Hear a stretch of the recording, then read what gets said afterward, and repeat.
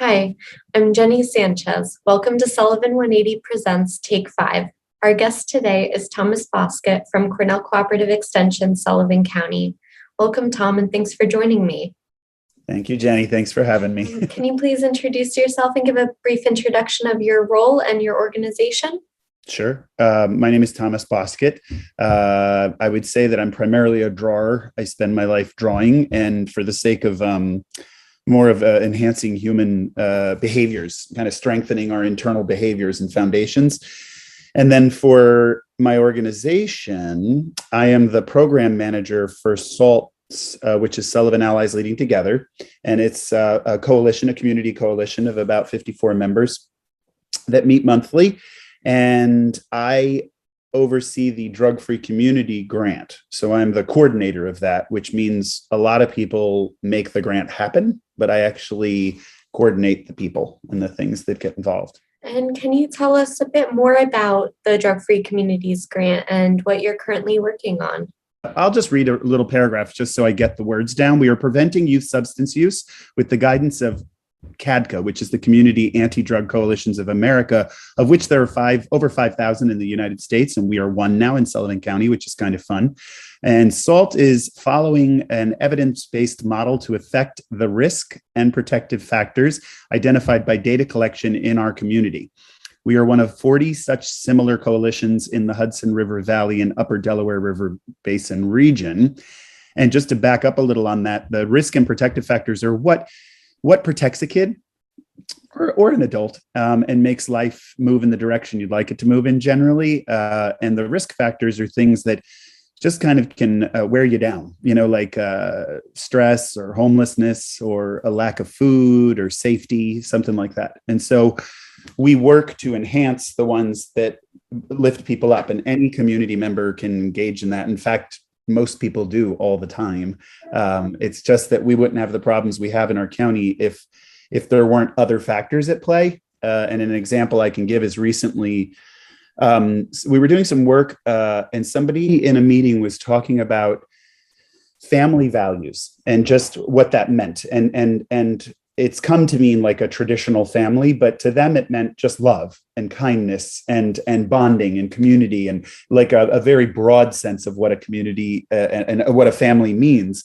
And they were differentiating it from the commercial values that people instill, like making you feel like you lack something, or that you aren't enough, or that you need a better house or a better car, or it's shameful to have a car that has dents and dings in it, and so you should have a shiny new thing, and you have pride when you have a fancy car, and blah, blah, blah. And so they said these are at odds with each other because there's a multi-billion-dollar industry that sells products that hide substances, like in a child's backpack or in their bed sheets or in their bedposts.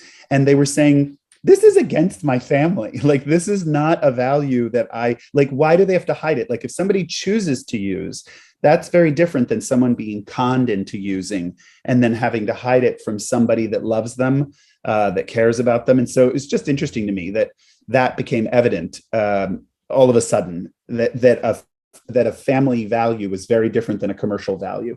And so a lot of times there's so much trying to get us to buy things and sell things that it's not dealing with the stuff like teaching a child to read or managing a neighbor's stress or helping them, navigate stress. And so SALT is primarily aimed towards that, towards, I guess, making, like practicing the things that make life a little easier or better, and like encouraging the practice. Why is it so important for our residents to learn about alcohol and marijuana prevention?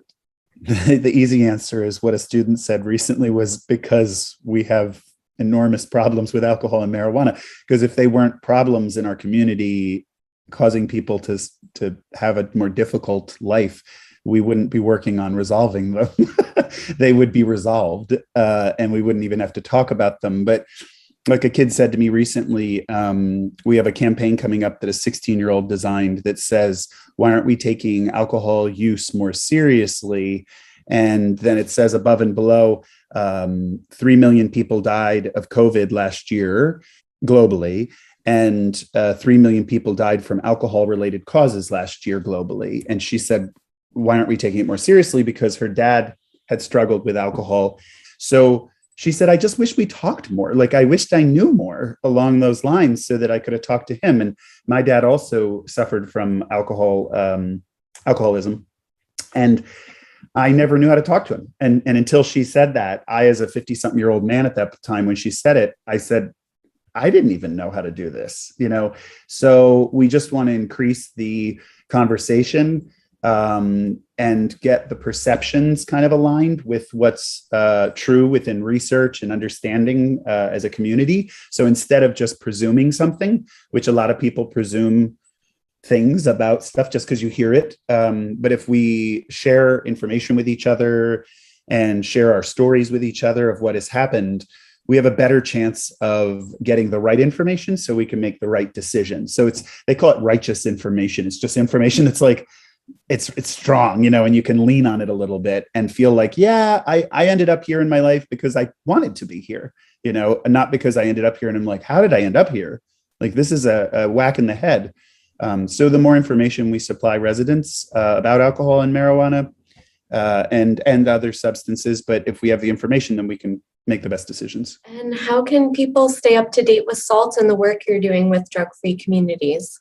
We've made it really easy. SALT Cares. You go to saltcares.com or SALT Cares on Instagram or SALT Cares on TikTok, and you'll see information about what we're up to most currently. And is there anything else you'd like to share?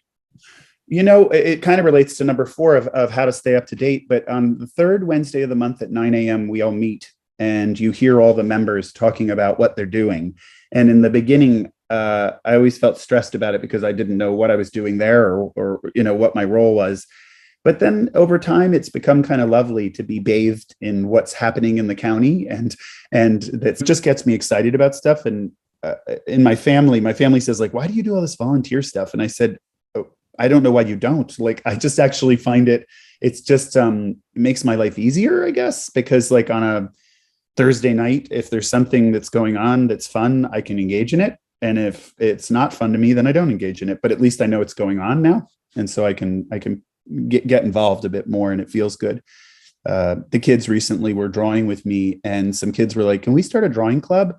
And I would love that in the county. I just never thought that I'd have a team of drawers that wanted to draw like that. And these kids are so talented that I was like, they're like college age. They're probably 10th graders, I think.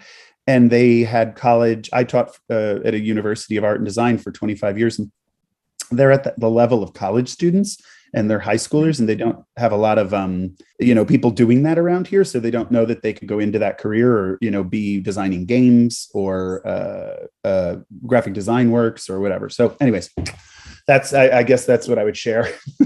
Okay. Again, thank you so much for joining us today, Tom, and for the work you're doing to help the youth in Sullivan County. Thank you. Thank you for having me. It's always a pleasure.